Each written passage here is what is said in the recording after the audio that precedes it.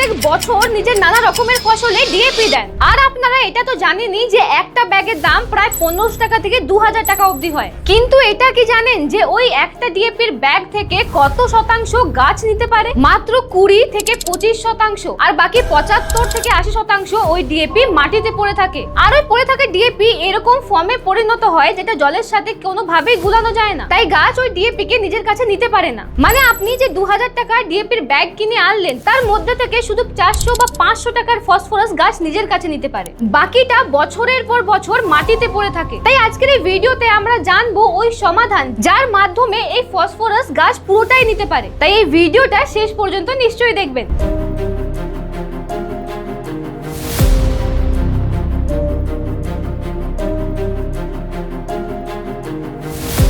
নমস্কার বাংলা, কার্তিনী বাংলা ইউটিউব চ্যানেলে আপনাদের অনেক অনেক স্বাগত। চাষি ভাই, এই ভিডিওর প্রথমেই আমরা বুঝবো যে এই ডিএপি থেকে পাওয়া ফসফরাস মাটিতে গিয়ে বন্ধ কেন হয়ে যায়, মানে এটা অগলনীয় ফর্মে কিভাবে পরিবর্তিত হয়। চাষি ভাই, আমরা যে সময় মাটিতে ডিএপি দিই সে সময় সে ডিএপি থেকে ফসফরাস বেরোয়, আর সেই ফসফরাস মাটিতে থাকা জলের সাথে গুলে গিয়ে সেই ফসফরাস থেকে আয়ন বেরোয়। তারপর এই আয়নগুলো মাটিতে থাকা বিভিন্ন জিনিসের সাথে রিঅ্যাক্ট করে। আর যে জমির পিএইচ বেশি হয় মানে ক্ষারীয় হয় সেখানে এটা ক্যালসিয়ামের সাথে রিঅ্যাক্ট করে আর ক্যালসিয়াম ফসফেট তৈরি করে। আর যে জমির পিএইচ কম হয় অর্থাৎ অম্লীয় মাটি সেখানে এটা আয়রন বা অ্যালুমিনিয়ামের সাথে রিঅ্যাক্ট করে। দুটো ক্ষেত্রেই রেজাল্ট একই, মানে এই ফসফরাস মাটিতে গিয়ে লক হয়ে যায়, যার ফলে গাছ কোনোভাবে এটা ব্যবহার করতে পারে না। মানে আপনি যতটাই ডিএপি দিন না কেন গাছ যতটা নিতে পারে ততটা নেয়, আর বাকি যে ফসফরাস থাকে সেটা মাটিতে পড়ে থাকে। আর ডিএপি দেওয়ার 24 থেকে 48 ঘন্টার মধ্যেই এই ফিক্সেশন হয়ে যায়। আর সবথেকে খারাপ কথা হলো এই ফিক্সেশন প্রত্যেক বছর হয়। আর ডিএপি লাগাতার বেশি বেশি ব্যবহার করার ফলে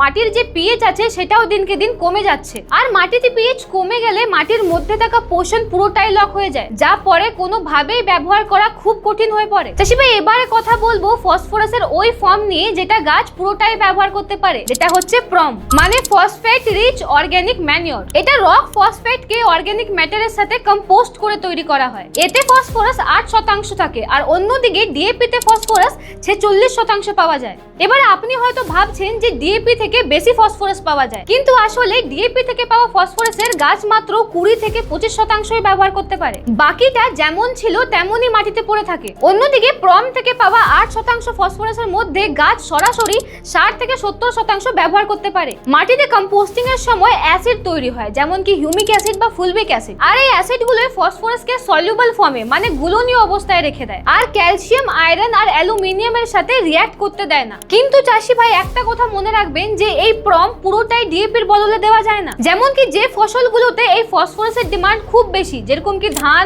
গম, আলু, সেখানে শুধু এই প্রম যথেষ্ট নয়। কিন্তু হ্যাঁ, আপনি এই ফসলগুলোতে এই ডিএপি সারের ব্যবহার 50% অবধি কমাতে পারেন যদি আপনি এই প্রম বা পিএসপি একসাথে ব্যবহার করেন। মানে 50 কিলো ডিএপির জায়গায় শুধু 25 কিলো ডিএপি আর তার সাথে 50 কিলো প্রম মিশিয়ে ব্যবহার করেন, তাহলে এতে গাছ যে ফসফরাস পাবে সেটা প্রায় সমান থাকবে আর আপনার খরচও কমবে। আর সবথেকে ভালো কথা হলো এটার ব্যবহার করলে মাটির স্বাস্থ্যও ভালো থাকবে আর ফলনেও বৃদ্ধি দেখতে পাবেন। এবার যদি আমরা প্রমের গঠনের কথা বলি তাহলে প্রমে অর্গানিক কার্বন প্রায় 8% পাওয়া যায়, আর এতে নাইট্রোজেন 0.4% থাকে। আর এই প্রমের মধ্যে ফসফরাসের মাত্রা 8% থাকে। আর সবথেকে ভালো কথা হলো এটা মাটির পিএইচ কেও উন্নত করে, ওদের মধ্যে ব্যালেন্স বজায় রাখতে সাহায্য করে। আর হ্যাঁ, মাটির মধ্যে যে সূক্ষ্ম জীব আছে এই প্রম তাদের সংখ্যাও বাড়াতে সাহায্য করে। এবার এই ভিডিওতে আমরা কথা বলবো যে এই ডিএপির জায়গায় প্রম ব্যবহার করলে কি উপকার পাওয়া যায়, মানে কেন আমাদের এই ডিএপির জায়গায় প্রম ব্যবহার করা উচিত। চাষি ভাই, ধরুন আপনি আপনার ফসলে 50 কিলো ডিএপি দিলেন, যার খরচ পড়লো 1500 থেকে 2000 টাকা পর্যন্ত, কিন্তু এর মধ্যে গাছ মাত্র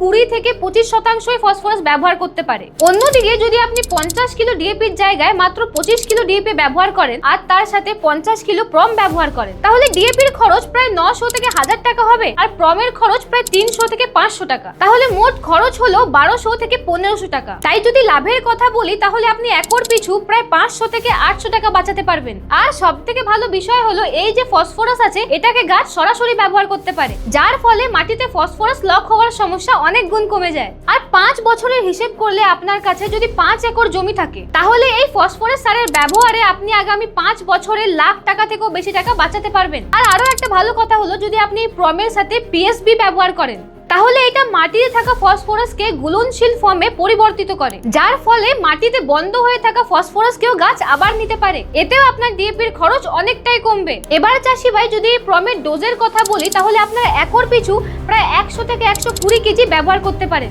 আর যদি পিএসপি ব্যবহার করতে চান তাহলে ওটা 2 লিটার প্রতি একর হিসাবে ব্যবহার করুন। তাহলে চাষি ভাই আমরা এই কাত্যায়নী কৃষি পাঠশালার মাধ্যমে একটা কথা তো ভালোভাবে বুঝতে পারছি যে আমরা যে ডিএপি মাটিতে ব্যবহার করি ওই ডিএপির 80% অংশ মাটির মধ্যে লক হয়ে পড়ে থাকে। তাই আমাদেরকে এই ধরনের ফসফরাস ব্যবহার করতে হবে যা থেকে গাছ বেশি পরিমাণে ফসফরাস নিতে পারে। আর সবচেয়ে বড় কথা হলো বছরের পর বছর ডিএপি ব্যবহার করার ফলে মাটিতে পড়ে থাকা 80% ফসফরাসকেও আমাদেরকে গুলনশীল ফর্মে কনভার্ট করতে হবে। তাহলে চাষি ভাই এই ছিল ফসফরাস সার নিয়ে গুরুত্বপূর্ণ তথ্য। তাই যদি আপনাদের এই তথ্য ভালো লেগে থাকে তাহলে আমাদের এই সিরিজের একটা ভিডিও মিস করবেন না। আর আপনারা এরকম আর কি কি সারের সম্বন্ধে জানকারি চান সেটা আমাদেরকে কমেন্টে নিশ্চয়ই জানাবেন। আর যদি প্রথমবার আমাদের চ্যানেলে এসেছেন তাহলে আমাদের চ্যানেলকে সাবস্ক্রাইব করতে একদমই ভুলবেন না। দেখা হচ্ছে পরের ভিডিওতে। ধন্যবাদ।